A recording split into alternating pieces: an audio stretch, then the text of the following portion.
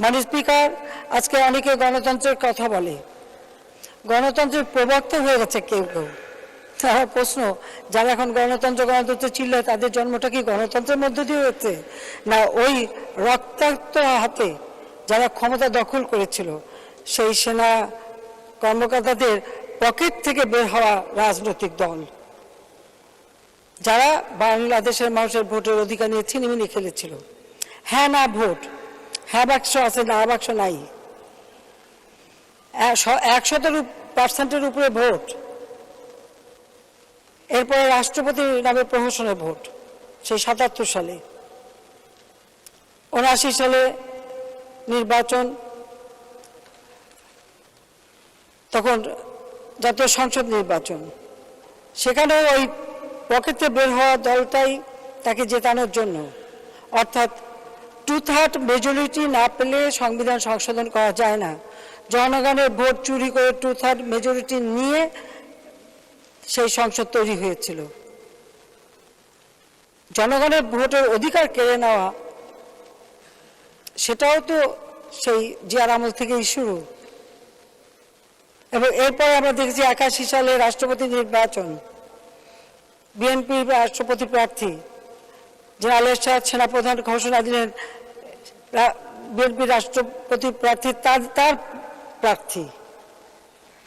সেই নির্বাচনেও কারচুপি এবং যেভাবে সন্ত্রাস এবং আওয়ামী লীগের নেতা কর্মীদের উপর অত্যাচার। 86 সালে নির্বাচন আমরা অংশগ্রহণ করেছি প্রতিকূল অবস্থার মধ্য দিয়ে। ভোটের রেজাল্ট বন্ধ করে রাখা হলো 48 ঘন্টা, তারপর ঘোষণা দেওয়া হলো। কিন্তু সেই নির্বাচনে কিন্তু আওয়ামী লীগ জিতে আসে, সে জিততে দেওয়া হয়নি। কাজে এইভাবেও কিন্তু এদেশের নির্বাচন, এরপর আবার 88 সালে রাষ্ট্রপতি নির্বাচন, এক ভোটার বিহীন নির্বাচন এরশাদ সাহেব করে বসলেন। কাজে নির্বাচনগুলি নিয়ে যে ছিনিমিনি খেলা এবং জনগণের ভোটের অধিকার নিয়ে ছিনিমিনি খেলা, এর বিপরীতে গণতন্ত্র প্রতিষ্ঠা, জনগণের ভোটের অধিকার রক্ষার জন্য আমরাই আন্দোলন করেছি, আমাদের বহু নেতাকর্মী জীবন দিয়েছে, তারপরে আমরা গণতন্ত্র ফিরিয়ে আনতে সক্ষম হয়েছিলাম। কিন্তু এরপরে আমরা দেখি 96 সালে 15 ফেব্রুয়ারি আর এক নির্বাচন খালেদা জিয়া করলো। সে নির্বাচনে ভোটার নাই, তারপরে অনেক চেষ্টা করে বলা হয়েছে 22% ভোট পড়েছিল, 3-4%-এর বেশি ভোট হয়নি, এটা ঠিক।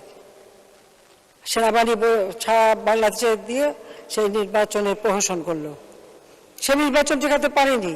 88 নির্বাচন যেমন জেনারেল এরশাদ ঠেকাতে পারেনি, খালেদা জিয়াও 96 সালে 15 ফেব্রুয়ারি নির্বাচন ঠেকাতে পারেনি।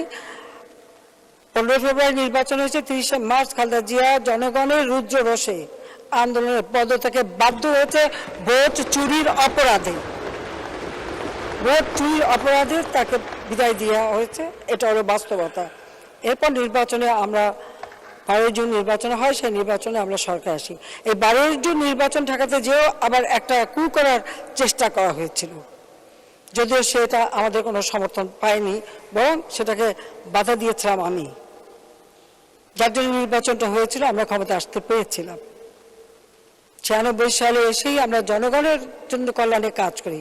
আজকে বিদ্যুৎ নিয়ে কথা হয়, তখন বিদ্যুৎ ছিল মাত্র 1600 মেগাওয়াট, বিদ্যুতের জন্য হাহাকার। কানসাটে বিদ্যুৎ যে আন্দোলন করেছিল বলে খালেদা জিয়া গুলি করে মানুষ হত্যা করল।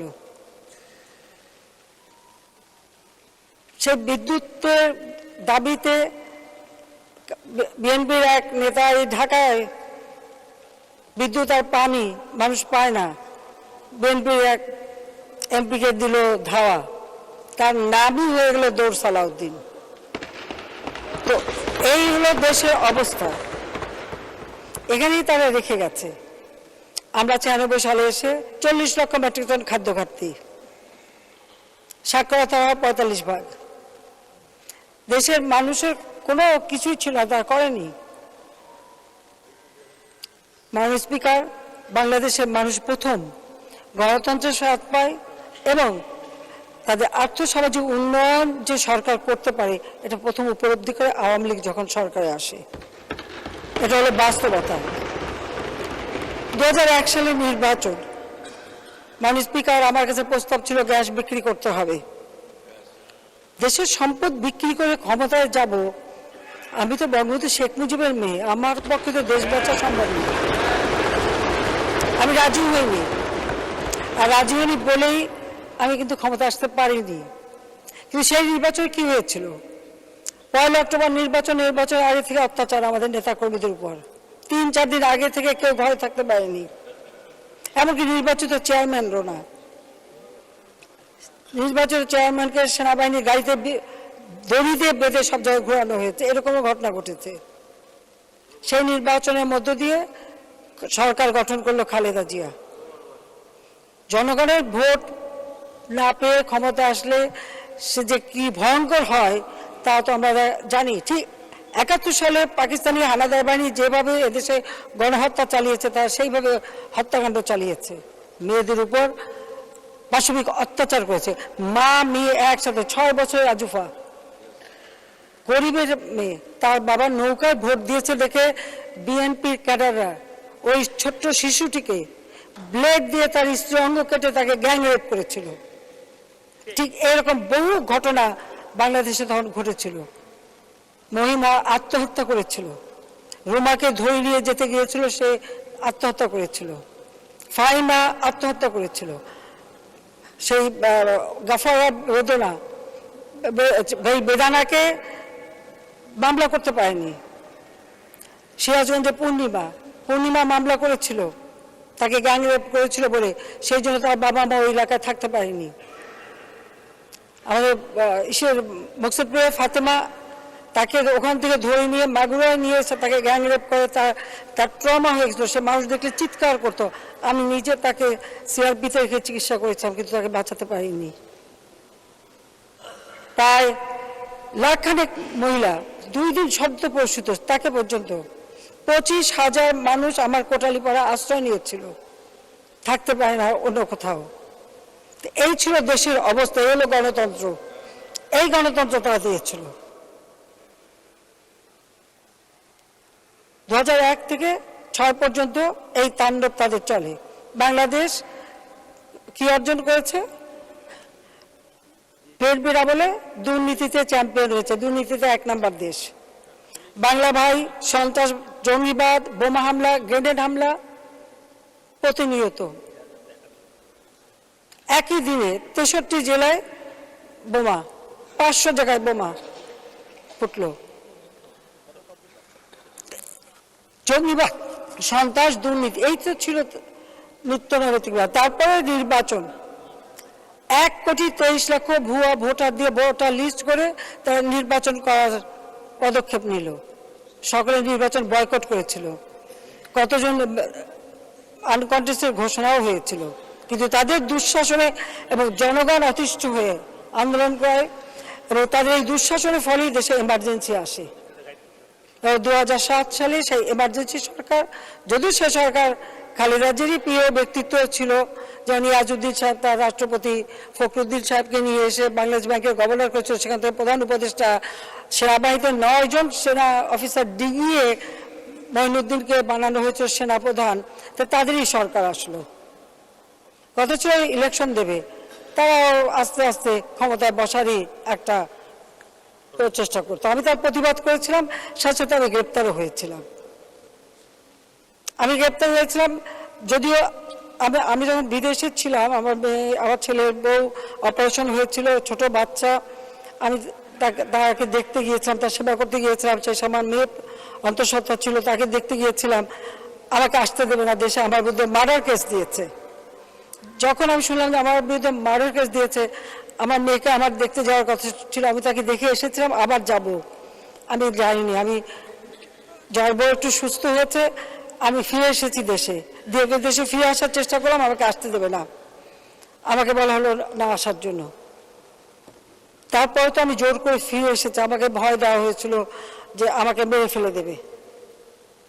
এই মে মাসে 81 সালে 17 মে ফিরেছিলাম, আর ওই সময় 7 মে। আমি 7 মে আসি, তার কারণ আমাদের আহসানুল্লাহ মাস্টার, যিনি আমাদের শ্রমিক নেতা এবং আওয়ামী লীগের নেতা এবং সংসদ সদস্য ছিলেন, তাকে নির্মমভাবে হত্যা করেছিল বিএনপি। আমি বলছিলাম আমি 7ই মে পৌঁছাবো যাতে তার অন্তত তার শোক সভায় যোগদান করতে পারি, কিন্তু সেটাও করতে পারিনি। এমন একটা পরিবেশ সৃষ্টি করা হয়েছিল। আমি আসনুল্লাহ মাস্টারকে আত্মার মাগফিরাত কামনা করি, কিন্তু এই বিএনপি আমলে কিবরিয়া সাহেব আমার অর্থমন্ত্রী, তাকে তারা হত্যা করে।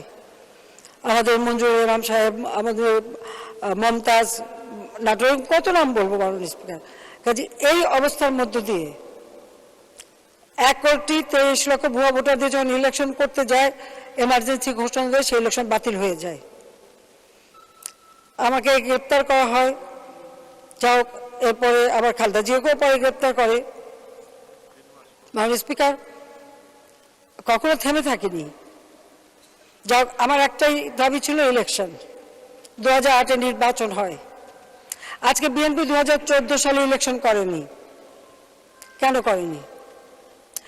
তার কারণ তারা ইলেকশন বন্ধ করার জন্য 13 সাল থেকে অগ্নিসন্ত্রাস শুরু করে। তার কারণ 2008-এর যে নির্বাচন হয়েছিল, সেই নির্বাচনে বিএনপি পেয়েছিল মাত্র, বিএনপি আর জামাত জোট তাদের 20 দলীয় ঐক্যজোট পেয়েছিল মাত্র 30টা সিট। আর আমরা মহাজোট মিলে সবটাই, আওয়ামী লীগ এককভাবে 233টা সিট পায়। ওই নির্বাচন নিয়ে তো কেউ প্রশ্ন তুলতে পারেনি। ওই নির্বাচন অবাধ, নিরপেক্ষ, সুষ্ঠু নির্বাচন হয়েছে, সেটা হলো বাস্তবতা। তাহলে বিএনপি কেন মাত্র 30টা সিট পেল? তাহলে তারা এখন কি করে বলে যে ইলেকশন করবে না, বা ইলেকশন হয় না, বা ইলেকশন নিয়ে প্রশ্নবিদ্ধ করার চেষ্টা করে? তারা তো করেনি এই জন্য তারা জানে যে ইলেকশন করলে জনগণ তাদের ভোট দেবে না।